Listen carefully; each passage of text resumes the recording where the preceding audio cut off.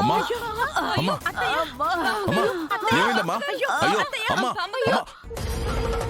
ఓ నాయనో, నా నడుము విరిగిపోయిందిరా బసవా. అమ్మా లేమ్మా. అయ్యో అమ్మా.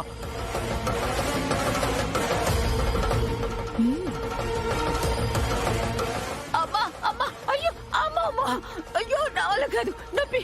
అమ్మా మెల్లిగా మెల్లిగమ్మా. అయ్యో పాపి చిరాయి వన్నట్టు బామ్మ సెంచరీ కొట్టి గాని పోదు నాన్న. అయ్యో నొప్పి బసవా, భరించలేకపోతున్నాను. నొప్పి.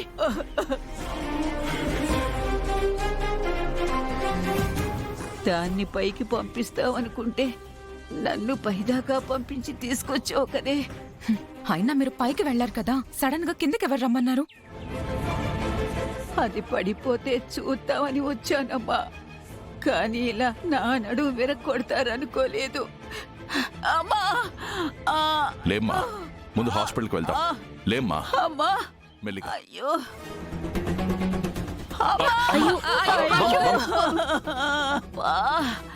నొప్పి.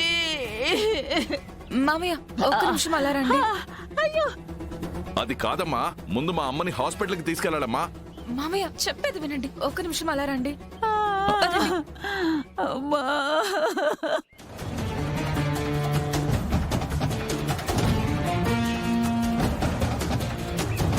అమ్మా. అయ్యో కంగారు పడకమ్మా, బసవా, కంగారు పడకు. నొప్పిగా ఉందిరా, తొందరగా హాస్పిటల్కి తీసుకెళ్ళండి రా. అలాగే అమ్మా, నిన్ను హాస్పిటల్కి సిద్ధు తీసుకెళ్తాడమ్మా.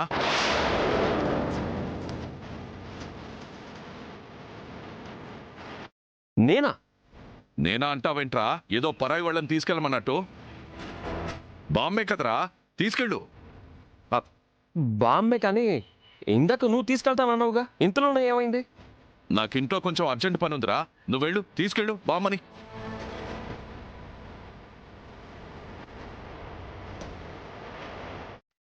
ఒరే బసవా,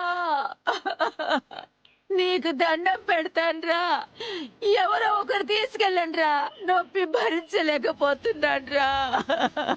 అయ్యో సిద్ధు, త్వరగా తీసుకెళ్ళరా. అది కాదమ్మా, తులసి నేను వ్రతంలో కూర్చోవాలి కదా. నేను లేకపోతే ఎలా చెప్పు? అంటే నీకు బామ్మ ప్రాణాల కన్నా తన పక్కన కూర్చోవడమే ఎక్కువైందా?